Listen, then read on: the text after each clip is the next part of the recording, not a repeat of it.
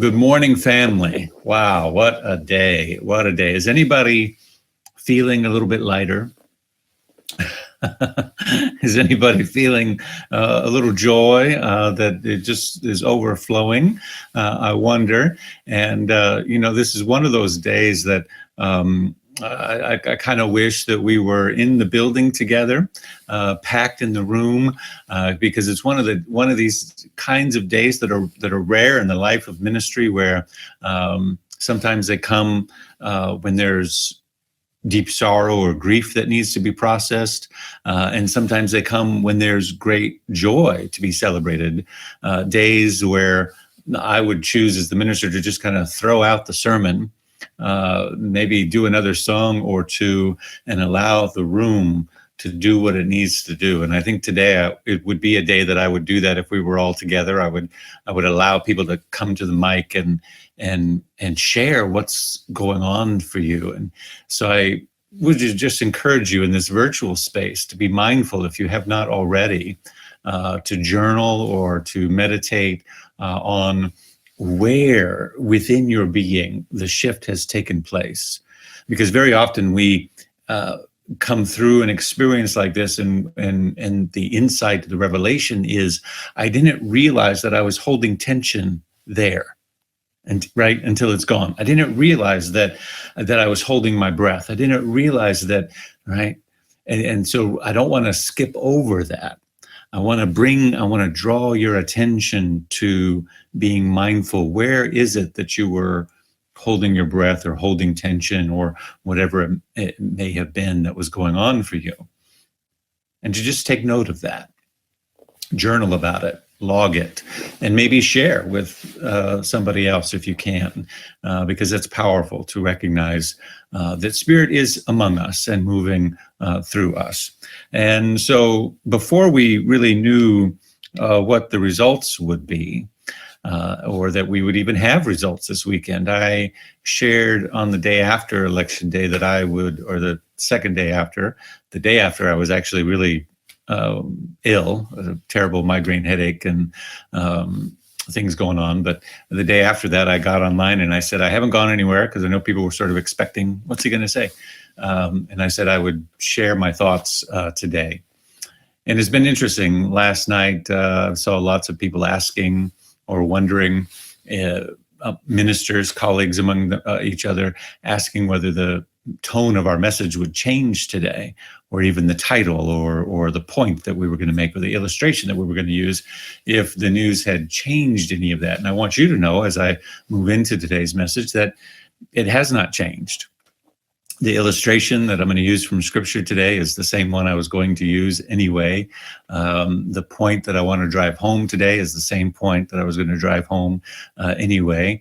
And that's important to point out, because the work is the same. The work is the same, regardless of the outcome out there. The work is still the work that is before us to do. We may feel a different sense of hope or expectancy or joy about the work, as opposed to doing the work with a sense of dread or despair or some other feeling. But the work is still the work. And so before we get too far into that, as this series of being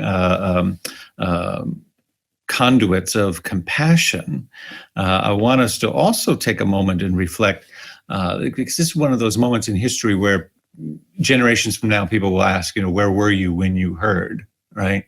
You know that, right?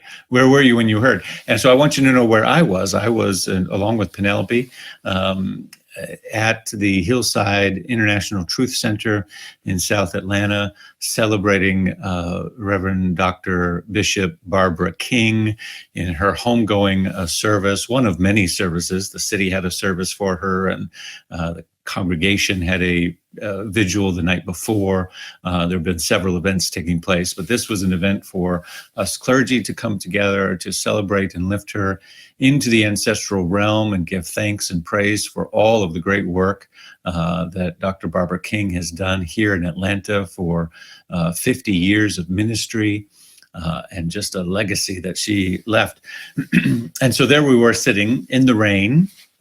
The service got a little bit of a late start, but as it was proceeding with the opening prayer and the opening song, which was about God and possibility, at 11:30 a.m. Eastern Time on November 7th, 2020. I want you to hear me. At 11:30 Eastern Time on November 7th, 2020, as we were just concluding the song about God and possibility and the opening prayer or invocation of this service. I believe that somewhere in the ancestral realm, Bishop Barbara King was taking her seat among the pantheon of spiritual ancestors to look over and to rain blessings upon us. And indeed, she was literally raining blessings upon us as the service started. All of us, her spiritual children, her seeds that she has planted in this city and in this movement for so long. Dr. Barbara King took her seat, and as she did, I believe the weight of her mighty presence in heaven put some pressure upon that moral arc of the universe. You see, from the earthly realm, we have to reach up and grab that arc and bend it towards justice with our work in the realm of division and strife, and in the realm of doing what is right in this dimension. But in heaven, the ancestors, I believe, were able to simply take their seat in their right place in the pantheon of wisdom. And it puts just a little bit of pressure on that arc and makes perhaps our bending a little bit easier. And so as she took her seat and as the service opened, our phones in our pockets began to ring and bing and chime and notify us from various news organizations that the election had been called. And there she was, seated alongside John Lewis and Ruth Bader Ginsburg and C.T. Vivian and Elijah Cummings. She took her rightful place among the greats, and that arc of justice bent just a little bit more. And so, because we were in the midst of this great momentous service, and it was a beautiful occasion, I didn't get to run out into the streets or to go honk my horn or to go see if my neighbors had come out into the yards or do any of those things that maybe some people did. I didn't even get to call up my family or friends and celebrate or get on social media. We were at the service for many hours, and I didn't get to do any of those things in the moment, but to stay anchored in a prayerful consciousness of holding vigil for Dr. Barbara and celebrating her. And I think to myself, how appropriate to be anchored in principle, to be anchored in the presence of this great teacher, a teacher of principle, a teacher of law, a student of the great Johnny Coleman, the great "It works if you work it" Johnny Coleman. You understand what I'm saying, right? This woman, this powerful presence who was a teacher of spiritual principle and law. This is the way it works, and it always works if you are willing to work it. And it is there from that anchored principle place, that consciousness that remains focused on principle, that we must be in now, especially in these next legs of the journey that are to come. In these next legs of the journey that are about the emancipation and freedom for all individuals. As Dr. Holmes reminds us of the ultimate goal of life to be an emancipation from discord of every nature, and that goal is sure to be attained by all. And so we continue today to study and to understand what it means to be a conduit of compassion.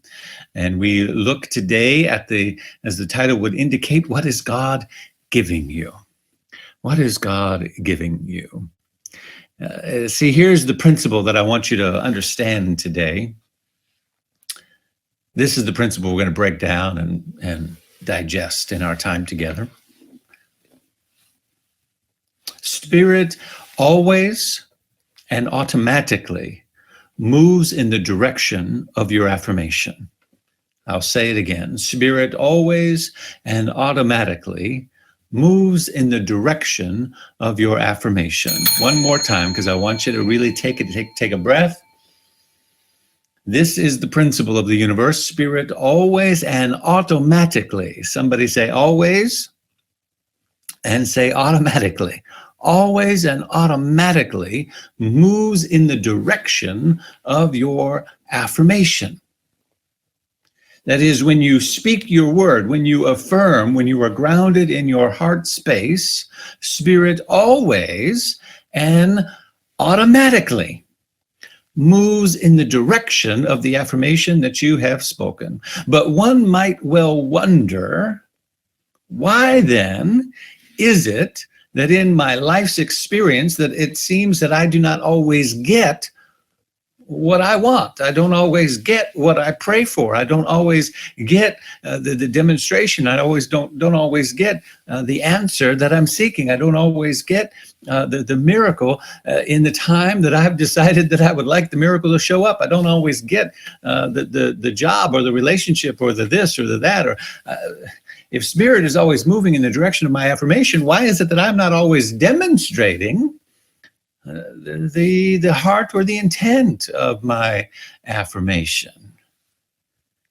In other words, to answer that question, to answer and to investigate that inquiry, we have to answer the question that is in today's title. What is God giving you? What is God giving you? And if Spirit is always moving always and automatically moving in the direction of our affirmation, then what God is giving us, what the universe of manifestation, what the universe of divine intelligence is always giving us, is exactly whatever it is that we need in order to move further in our manifestation. In other words, God's always giving you exactly what you need in the moment for your next step, you see. So let's approach this the way Jesus would approach it, the master teacher, as he would tell stories and parables. The story that I wanted to focus on today is a story that's found in the 4th chapter of Mark. And it's at the end of this section. I want to read just a short section, then we're going to talk about what's in it. We're not going to spend a whole lot of time on the actual text itself. But this comes after Jesus has been on the shore teaching parable after parable after parable to crowds that have gathered. And it says, and then as evening came, Jesus said to his disciples, and they had been in a boat, Jesus was in the boat teaching to the crowds that had gathered on the shore. So many people had come that he had to get into the boat because they were crowding him around him. So he's in the boat and he says to his disciples, let us cross to the other side of the lake. They took Jesus in the boat and they started out leaving, and they left the crowds behind. And then the scripture says that soon a storm came up on the water, and high waves were breaking and crashing against the boat, and water was beginning to come into the boat. And it says that Jesus was sleeping in the back of the boat with his head on a cushion. Now, I understand that part because he had been teaching all day, and I don't know about you, but one of my favorite parts of Sundays is the Sunday afternoon nap.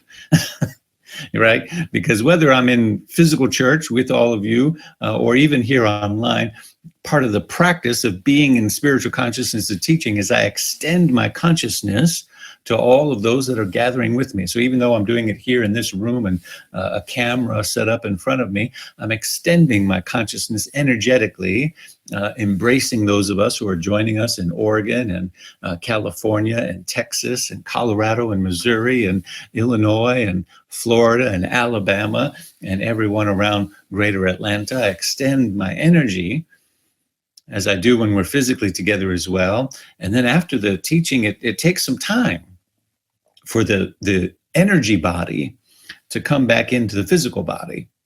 And a good nap will help that process. a good mighty way. Somebody say amen.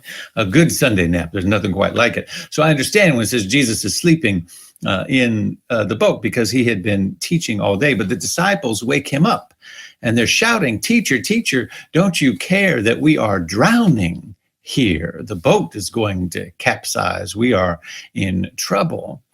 And Jesus wakes up and he rebukes the wind and the waves.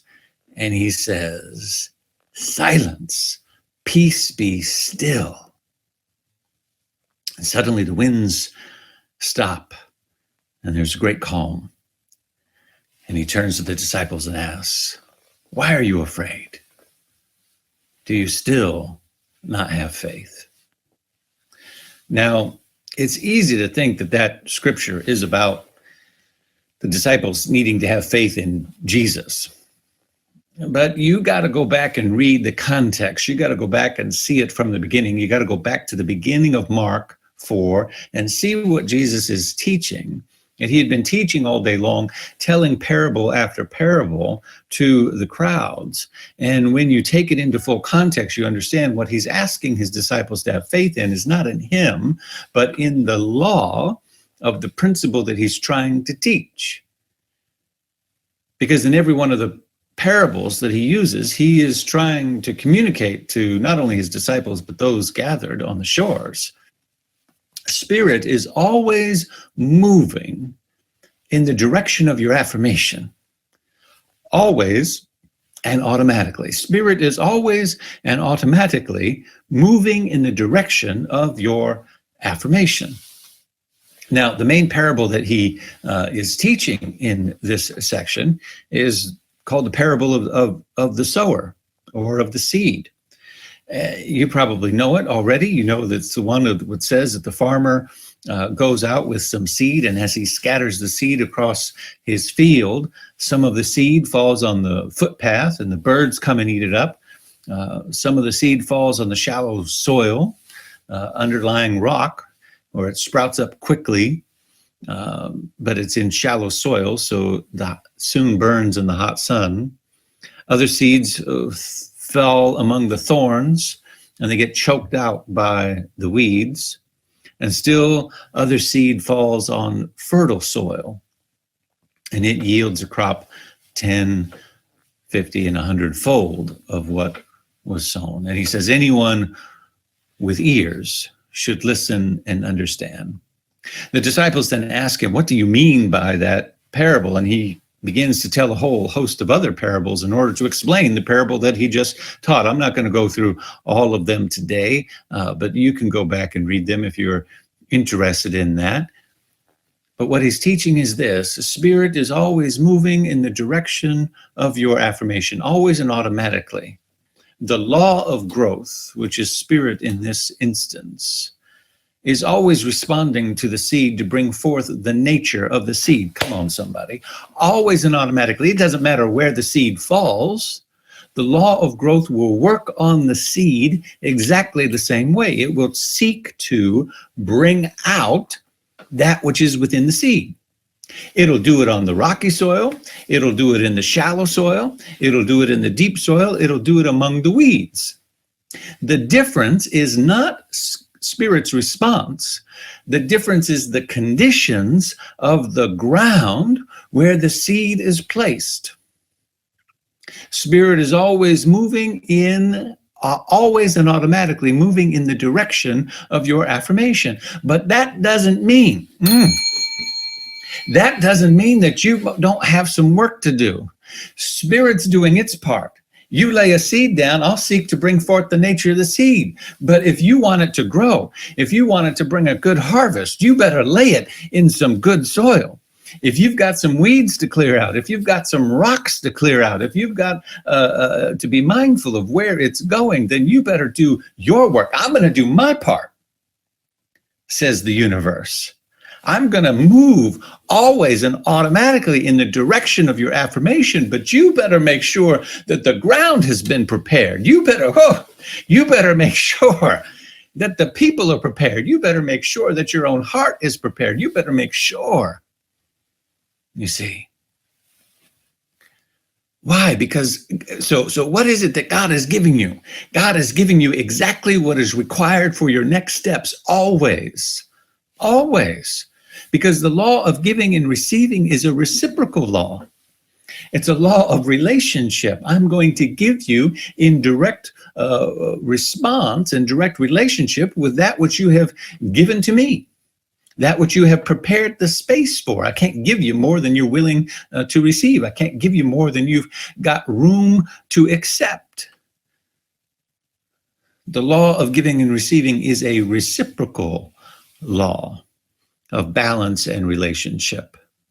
And so I give seed through affirmation, through love, through of peace and of abundance. But if I put it on rocky soil of doubt, if I put it in the footpath of shallow soil of thinking not enoughness, then in every case, God enacts the law of growth upon the seed, and the corresponding conditions around the seed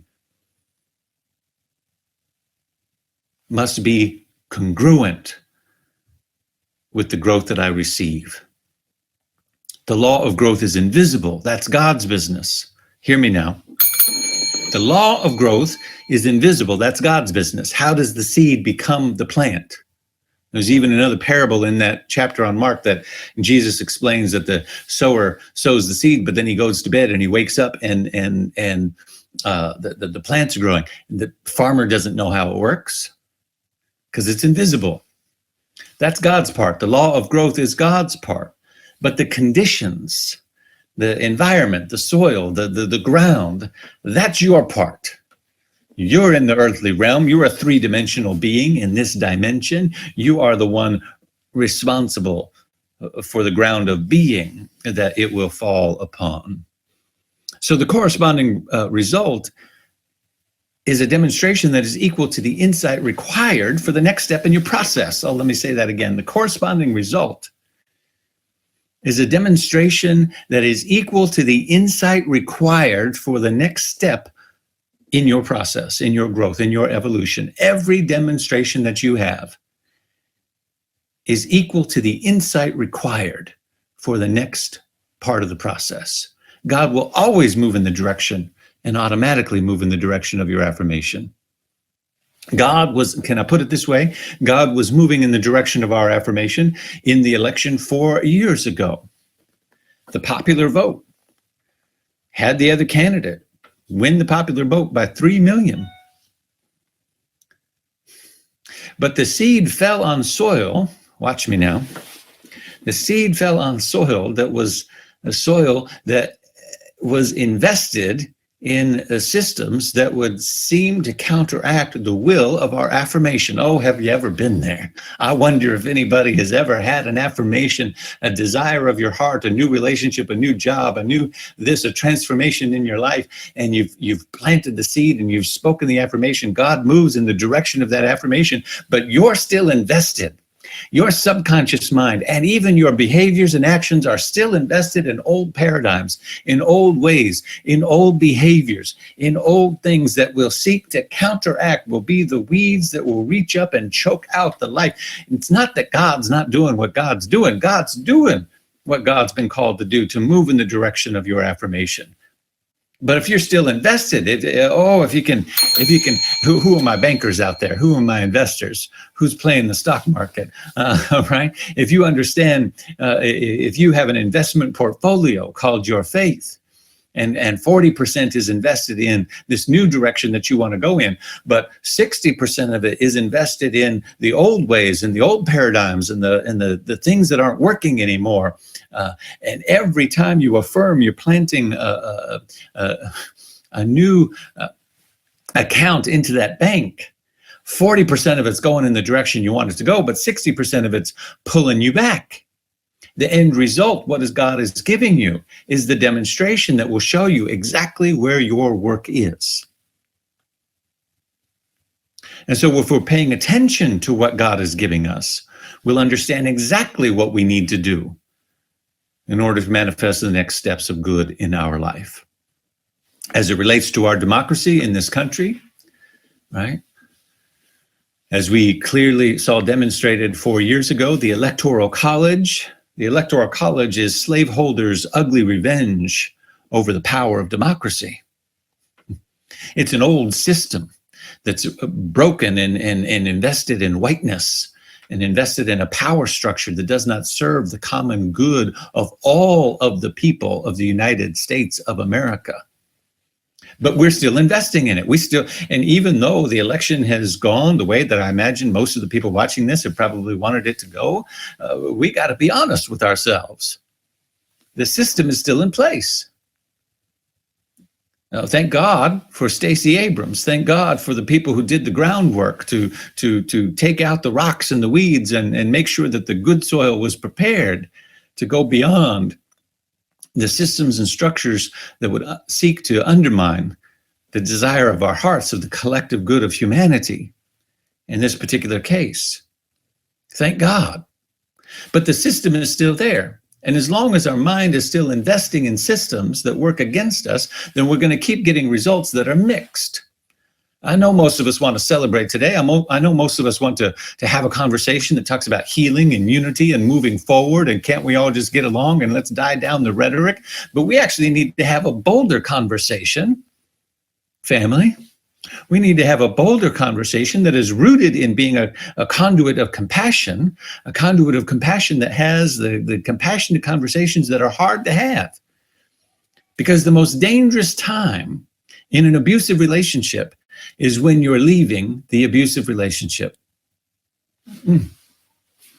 I said the most dangerous time in an abusive relationship is when the person who is seeking to get free is trying to leave the abusive relationship. Oh, you may have called the authorities. You may have called the neighbors. You may have called your friends and relatives.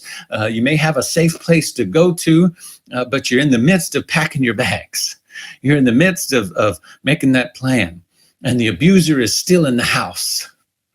You're not there yet. The house is still divided. And so we have to be mindful in these days that are to come. We're not at the place of healing and kumbaya and unity and let's all just get along quite yet. 70 million Americans voted for a system that is rooted in whiteness. 70 million Americans voted for a system that is rooted in whiteness. I know we all want to talk about unity and peace and love and healing, but here is the thing, beloveds, please hear me. Healing doesn't last if habits don't change.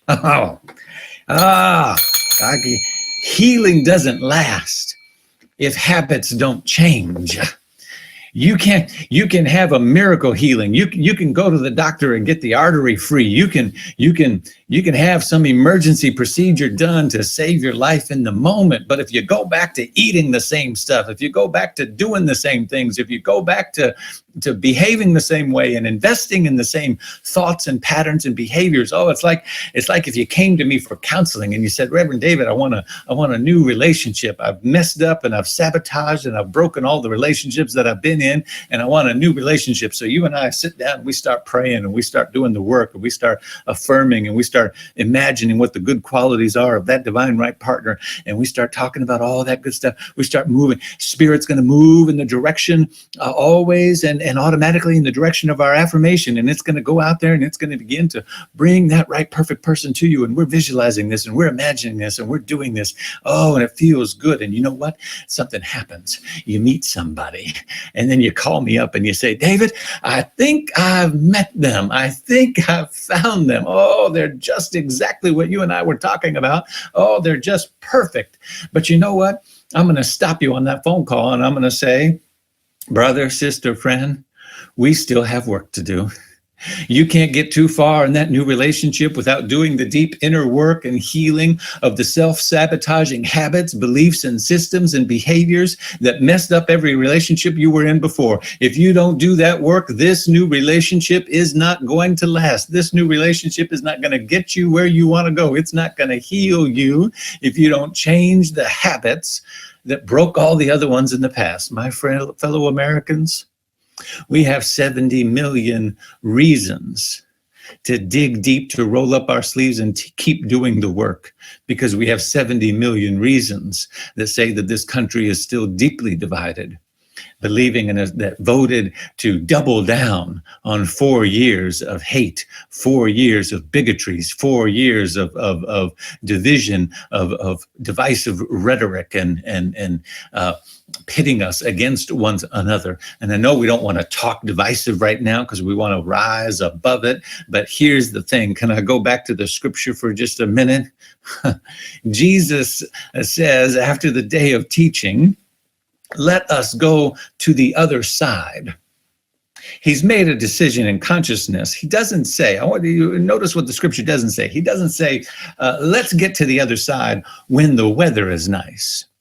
He doesn't say, let's get to the other side in the morning after I've had a nap. He doesn't say, let's get to the other side after we've eaten something. I'm kind of hungry right now. Let's get to the other side when it's easy and when the waters are calm. No, he makes a decision right now. Right now, let's get to the other side. And in his mind, he's already on the other side. Somebody say, in his mind. In his mind, he's already on the other side. You and I know in this teaching the power of visualization. We know the power of affirming. We know the power of putting ourselves in our mind's eye where we want to be. That's the creative process in the individual. Sign up for the class if you don't understand what I just said. So we understand that process. But here's the thing. Can I just take a few more minutes and break it down for you?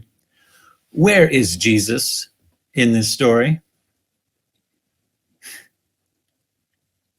Did you notice that Jesus doesn't say, tell you what, y'all, I'm going to meet you on the other side. I'm really tired and we've been teaching all day and y'all get in the boat and get there. I'm just going to bilocate. I'm just going to visualize it and poof, I'm going to be there because I have the power to do that anyway.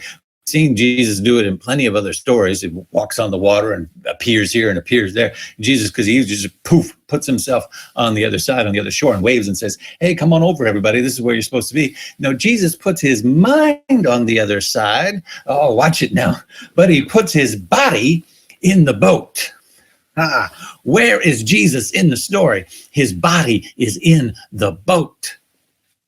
He's not above the conditions of the world. He's not ignoring the conditions of the world. Oh, he takes a little rest because he's at peace, because he knows that spirit always and automatically moves in the direction of his affirmation. And so he rests. He doesn't get overly concerned about the conditions, but he's not ignoring them. He's not dismissing them. He's not saying, oh, the conditions don't matter. Oh, don't pay attention to the conditions because it's just. Now he's in the boat, moving through. I hope somebody can hear me today as I'm speaking this. We need to understand that the only way out of where we are as a country is through. The only way out of where we are is through. Oh, we put our mind on the other side. Stacey Abrams put the mind of Georgia on the other side. She lost elections and she got beat up in the process, and she went to work in the fields to prepare the groundwork for good soil. And she put her mind, let's be on the other side of the lake. She put her mind there automatically 4 years in advance. She put her mind 2 years in advance of this election. Let's put our mind on the other side and be where we want to be. But then she put her body and her work and her effort in the boat to get there. In the boat to get there. Because the only way out is through. You and I have some collective reckoning to do. Because while we are becoming a growing, diverse country, while it is true that the African-American vote, in particular the African-American woman vote and the minority vote has lifted us to the other side in this particular election, we need to understand that 80% of the American populace is identified as white. And that 80% of the majority of that 80% has never voted for a Democratic president in the entire history of our country. Look it up. The white vote has never voted for all of the people. It's never voted for I don't want to get too far into the political language there. You understand what I'm saying. Here's what I'm saying. There is work to be done because there is still an investment in white America that is investing itself in an illusion and an imagined place atop a racial hierarchy, an investment in whiteness that ironically harms the aggregate well-being of most of white Americans more than it even does the people of color that they feel as if they are voting against or seeking to restrict privileges from or resources, because they are locked up in an illusion of superiority. And that is where the work is. We have found ourselves on the other side of the lake this morning, and I'm grateful for that. But we've got a long way to go to heal the divisions that are in front of us. Healing doesn't last if habits don't change. So we hold the vision of what's possible. We hold ourselves accountable as conduits of compassion.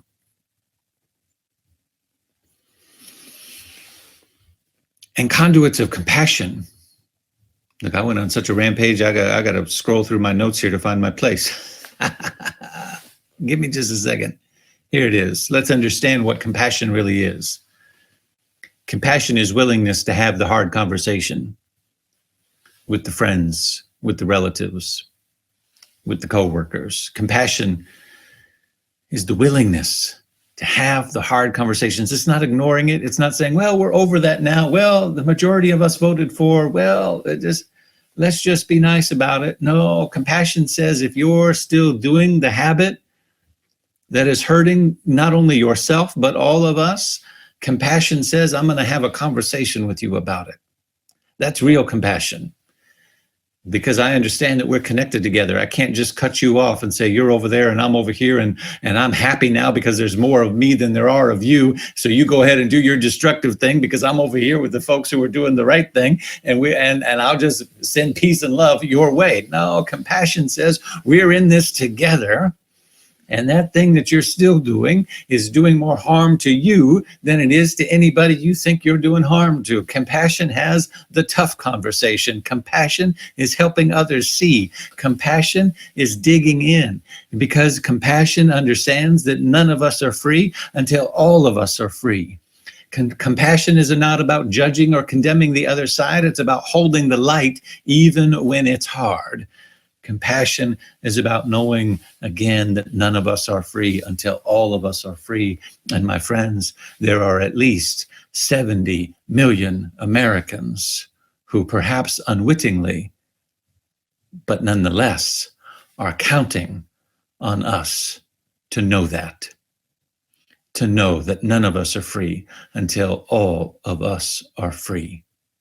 Let us continue to march forward and build a just world. Let us continue to build a world that works for all by lifting each other up and helping each other see that we are all in this together. My friends, there's never been a more exciting time. We're not taking our foot off the gas pedal. This Spiritual Living Center of Atlantic community is going to push even harder now to dismantle the structures of whiteness in our own consciousness, to dismantle and dislodge the colonialized thinking that has led to the destruction that led up to this moment. Oh, we celebrate the victory that we've gotten over it in this moment, but we know that there is still deconstruction and decolonizing work in our collective psyche to do. There's still the work to do to create safe and healing spaces for Black, Indigenous, and people of color in our communities. There's still the deep consciousness work of understanding how principle works and that none of us are free until all of us are free. So now is the time. Celebrate, yes, in this moment, but please join me in diving in and doing even deeper work to free all of humanity. Thank you. Peace and blessings.